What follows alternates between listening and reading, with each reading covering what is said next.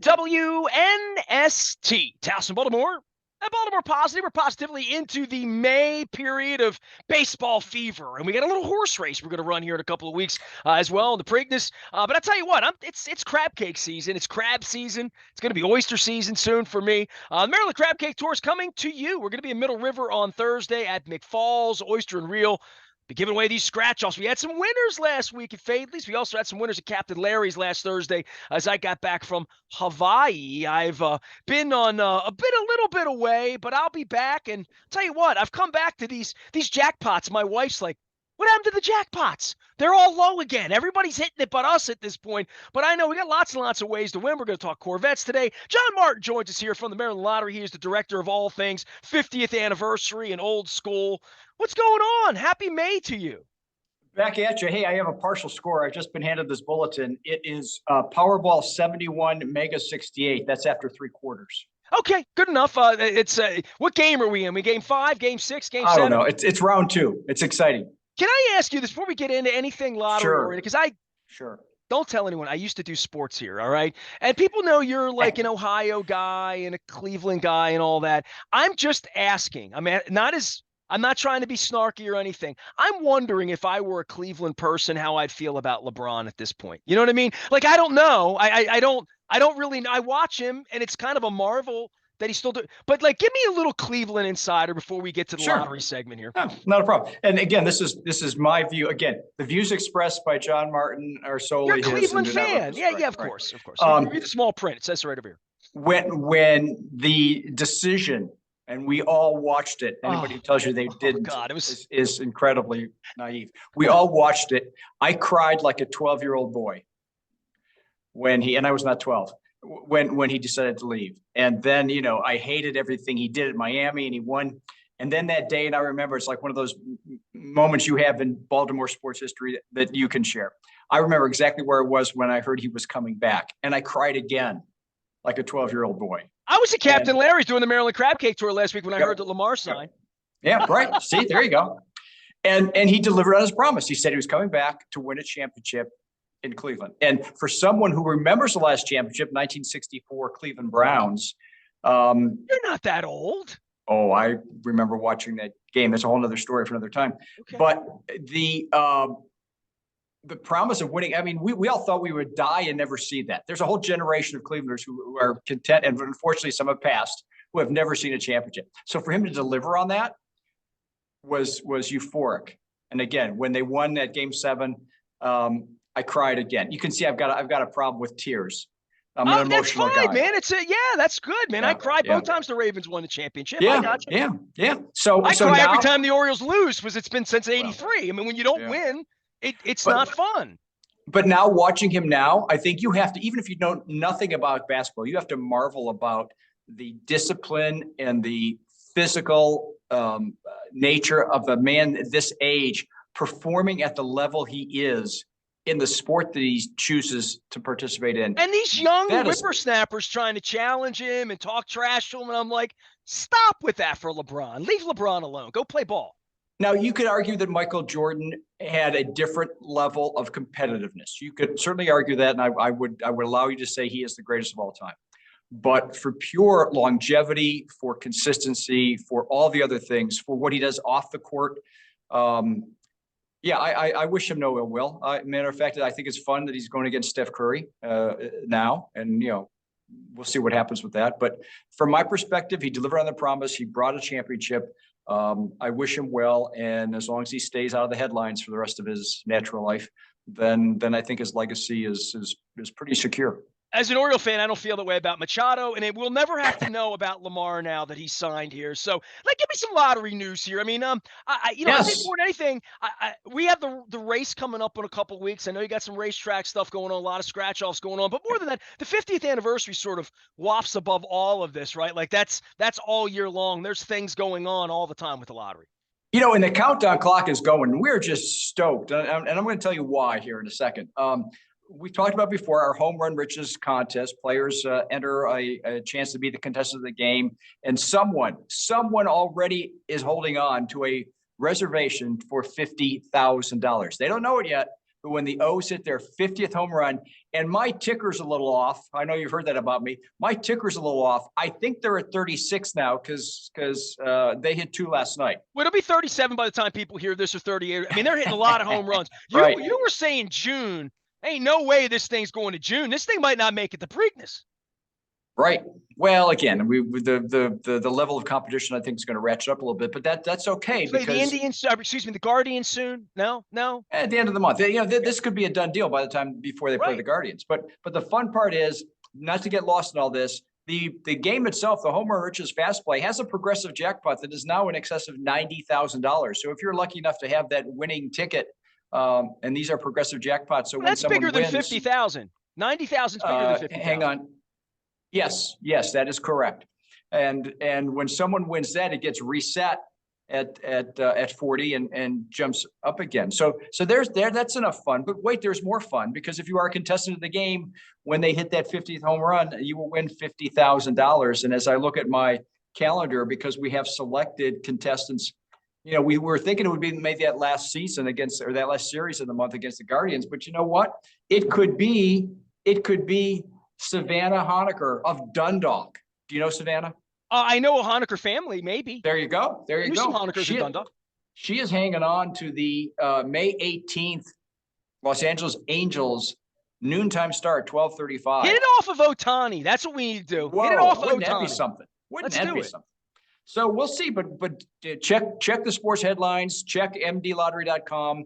We're on countdown mode, full countdown mode to that 50th. And even after the 50th is hit, we will have a second $50,000 prize at the end of the season. So if you miss out on this, if you're not one of these folks already in the queue, don't despair. Keep submitting your names, because we'll have a big payoff, another $50,000 winner at the end of the season. John Martin just wanted to give money away here. I just want to see Shohei Ohtani pitch at some point so I can see I've seen the great. I saw LeBron play. You always say, did you see Jordan play? Did you see Johnny U play or whatever? But Ohtani's one of those guys. So I hope, 2 weeks away from Ohtani coming in here and hit a 50th home run, win some money. So I did some homework this week for this segment, because last week you and I didn't know you were doing a Corvette. I'm glad one of us did some homework. I didn't know you were doing a Corvette promotion. And last week you sprung this on me, and you spring these scratch-offs on me all the time. And we started talking Corvettes, and my wife's favorite 67 Corvette. I had to go up and do all this stuff. Give me the Corvette promotion, because I think I meandered into real Corvettes and not scratch-off Corvettes. But you do have a promotion going on right now. We do. And it's a scratch-off ticket, a $5 scratch-off. It's our Corvette. We have it in 3 different options, very colorful ticket featuring Corvettes in yellow, blue, and red. I would get a red one because I like Prince, Well, there you go. And again, top prize on that ticket is $50,000 if you scratch and win. But again, the appeal to a lot of these tickets is non-winning tickets are eligible for a second chance. So you enroll in My Lottery Rewards, our loyalty program, submit your non-winning tickets, and we will have a series of drawings through the summer months. The first 3 drawings in June, July, and August will select one winner of a $10,000 prize. But the grand finale in October, on the 9th, is our entry deadline. So on the 10th, we will select one winner of a $150,000 cash prize. And you did a little research. That can get you a pretty good Corvette. So there's been a lot of numbers, and I've told you, I'm not a math guy, John. You know this about me, right? But I've done some math this week. First off, the Lamar contract as it relates to winning Powerball or Mega Millions, right?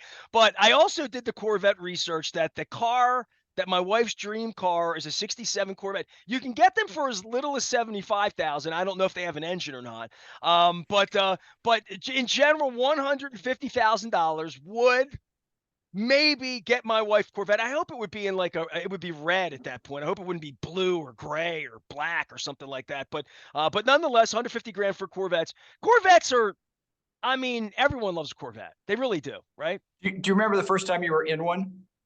It was in the late 70s. I had a neighbor that had one. And this was when I loved cars in the 70s. And you remember Smokey and the Bandit was the black Trans Am with the gold bird, the eagle on the top. And then there was Corvette Summer, which Mark Hamill was in that. But we had a Corvette in the neighborhood, and I did, as a young man, get in. It was a Stingray.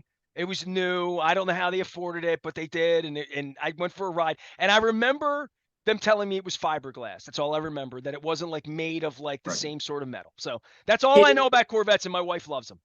it is a unique experience. When I was a young man, many, many years ago, I Well, you've worked with a, already dated yourself in this yes, segment, telling me yes. you remember the '64 So, game. so this was the late '70s. I worked with a guy who was, I think, one fry short of a Happy Meal anyway. He was a little unique individual, and he had bought a new Corvette. And one day at lunch, he said, "Why don't you go get us some lunch?" I said, "Okay, fine." And he threw the keys at me. And I said, "Excuse me?" He said, "Yeah, take my car. It's the blue one out there." And I looked, and there was this. I can't tell you what it was because my mind was so blown. I had the keys. I walk in there. I drive this Corvette. I drove it like a little old lady going to church. I thought, Right. Jiminy Christmas, if somebody even sneezes on this thing while I'm out, I am dead. And you were too young and dumb to ask if he had Oh, insurance on it, right? Just to of make course sure. not. I was, Give me and the keys. the first, last, and only time I've driven a Corvette. It was an amazing ride, and that was a long time You ago. didn't go through the drive-through, right? No. No, no, no. I parked far away. I walked, got it, parked far away, and walked back. But yeah, that was Well, fun. That was you fun would stuff. dump So a milkshake on the dude's Corvette. John Martin is no, here. He is the director of all things Maryland Lottery and Corvette stories and Cleveland Guardian stories and LeBron James stories, amongst other things. I know we've had a lot of winners, and I was in Dundalk the other day, and this was no, actually I wasn't. I was on Hartford Road. I was on Hartford Road, and I drove, and I don't even know what store. It was a liquor store. I don't know which one it was, but they had a giant banner out in front, right outside the Beltway, and it said, "We sold $1 million winner." So I get this happens everywhere, not just at Royal Farms and Wise and my sponsors, but all over the place. When you give $1 million prize out, the person that sold it and the liquor store that sold it or the vendor that sold it, they get a big banner too. we have estimated. We've done the math for you on this one, Esther. Every day, 365 days a year, every day we average $4.6 million of prizes to players. That's each and every day. And every once in a while, some of these retailers sell $1 million ticket. Some of them sell a $50,000 winning ticket, whatever. Yeah, we like that idea. We like the idea to promote that this is a lucky store. So as players are driving around and they're thinking, oh, I want to buy a lottery ticket. Wow, why don't I go to the store that's in the business of selling winners? And they stop in there. So it helps our retailer network. It helps the word of mouth. And it makes things a lot of fun, a lot of interesting things that happen at retail. Well, we're gonna have somebody screaming when they win home run riches and all this. Give me a little update for.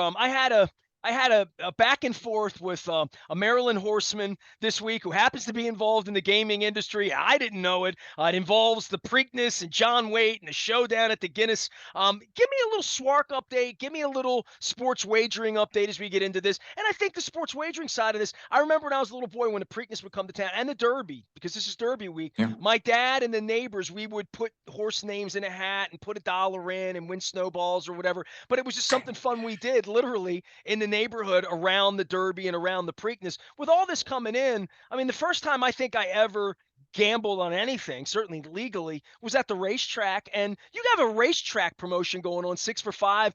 It's a big, big month, I think, for this state for racing. But you guys are serving in the racing business for fun. And when I go into Costas and I see it up there, it looks like a real horse race. Yeah, the racetrack's product we have is our monitor game, one of our two, Keno being the other. This is a promotion we've been now for several years. I want to say it's easily been 10 years that we've run this. And it's $6 for $5. You get $6 of play for $5. So you get a little kicker there for you, a little promotion. But it's the opportunity to, especially during the trifecta, or I'm sorry, the Triple Crown, you have opportunities to run this promotion. We do with our retailer network. The week leading up to the Derby, we'll do it the week leading up to the Preakness, and the week leading up to the Belmont. So for people who are really tuned into horse racing, it makes it a little exciting, as if the race itself wasn't exciting.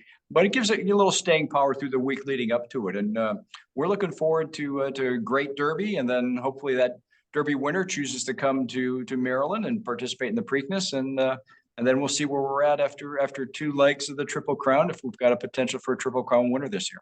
Well, Forte is the horse everybody's talking about this week. I had Dick Girardi on the show and some other people, as well as Todd Schuler, talking about the Derby this week. But it's all coming in. I opened the door for Swark and for sports wagering and for where we are. And you've been very clear about this for almost 2 years now, that this thing really would come in waves, in the way that people wager in waves in regard to football, in regard to the Super Bowl, in regard to March Madness, in regard to, maybe the Derby, maybe the Preakness, certainly the NBA playoffs, and we've already referenced that, and the NHL playoffs, and baseball's happening on any given night. But this thing is very, very cyclical as far as what the public wants for sports wagering and when they wager on sports and when it's drawn to them.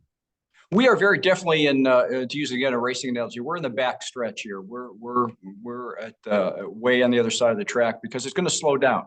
There aren't that many events. The sports calendar really doesn't pick up again until the fall. And right now we have 10 retail locations. We have 9 mobile entities. That's 19 locations for sports wagering. But we've already licensed, SWARC has already approved 31 locations. So there are 12 people still in the pipeline between getting their official award from SWARC and yet have not been finally gone through the final issuance phase with the lottery for a variety of reasons. Some of them haven't built out their infrastructure. If they're a retail location, maybe they were remodeling, and we've got a couple coming up in a couple Green Turtles, one in Baltimore City and one, I believe, in Canton. I believe that's correct. So those two are still kind of building. So they're going to come online. Some of the OTB locations in other parts of the state are remodeling. They're going to come online. And then we have a number of mobile wagerers who just haven't gotten the right dance partner yet. They may be licensed, but they still need a sportsbook operator. And so that negotiation, which is not part of us, that's part of them as a licensee, as a business, negotiating their own partner on the sportsbook side. So when you look at 19 in place now, the sports calendar being a little slow until it heats up in the fall, we're going to not have a lot of news. There's not going to be a lot of breaking news on the sports wagering and licensing front until we get closer to the fall, when some of these people who are in the queue are saying, well, wait a minute, I want to be ready for NFL. So let's get this thing done. Let's slap that coat of paint on there. Let's open the doors. Let's get a deal arranged with a sports book, because you don't want to miss the kickoff, literally and figuratively, on this NFL season. Well, I've been talking to you a couple of years about this, since you were running really hard to try to get bricks and mortar open, and then obviously the mobile side. And the legislature put in, is it like 40? I remember there was a number, and you said we probably won't get to that number, even though it sounded like a number, and you're like, there probably won't be that many operators that can operate, especially once the big guys got in here. We're not going to hit our head on how many licenses were out, or we're not close to that, right? No, in the legislation, again, the legislation was crafted in 20. I mean, the referendum was 2020, and people were already starting to circle the wagons on what it meant, and so the law came out of the General Assembly in 21 and regulations. So at that time, we had the contemporary thinking, and the contemporary thinking, quite frankly, was a little aggressive. Even back then, there were going to be 107. That's a 3-digit number. 107 potential licenses in the state of Maryland. Now, you really need to talk yourself off the ledge there, because there's no way, and we couldn't even name 100 sports books, let alone people who would have 107 licenses. So the reality is, this is the market. I mean, and we have, like I say, 19 active today. We have the potential for 12 more, plus beyond that, we still have people we're still having the pipeline beyond the pipeline.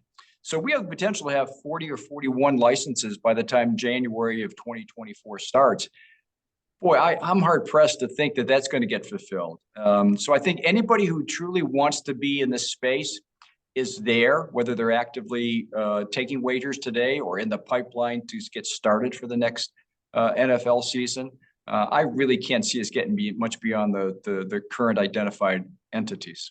John Martin is here. He is the director of all things Maryland Lottery and Gaming, and we got some games going on during the 50th anniversary and scratchers. I'll be giving away these old schoolers, the throwback to the lottery's first ever scratch off, and I've had a lot of winners on these. We had several winners at Faye's, and John, I'll tell you, I'm in Lexington Market. People are getting a crab cake and whatnot. They win, and obviously Bailey's isn't cashing them, and they're like, hey, how do I know if I won or whatever? I'm like, just take your phone out. And I think that there's still a message about it's easy to find out if you win. It's easy to play second chance. It's easy to play my lottery reward. Like all parts of that there's still people that don't know. I guess that's the point. Our work is never done, Nestor. It's a tireless task. Our work is never done. And we appreciate you as a deputy out there educating the population that you run into. But yeah, when in doubt, come to mdlottery.com. Everything there to be explained, whether you're a retailer, whether you're a player, whether you have a casual interest, whether you just want to see when the O's hit that 50th home run. All that stuff and more at mdlottery.com. Baseball team's really good, by the way. I just want to get that in. This has been a lot of fun, a lot more fun than I even thought it was going to be, because I don't have anything to compare it to. It's been a long, long time since it's been this good, especially this early. John Martin's here. He's giving money away, home run riches. If you're watching the Orioles every night, be on the lookout for that big 50th home run. It's going to mean 50 grand. And I still go back to Gary Renicky winning $1 million for somebody 40 years ago. I am Nestor. We are WNST AM 1570. Come see me at McFalls. Come see me at the local. Come see me at State Fair next Friday in Catonsville. We're giving these away. And our friends at Window Nation as well, making me wear the fun floppy hat and the fun shirts. We are WNST, AM 1570, Towson, Baltimore, and we never stop talking Baltimore positive.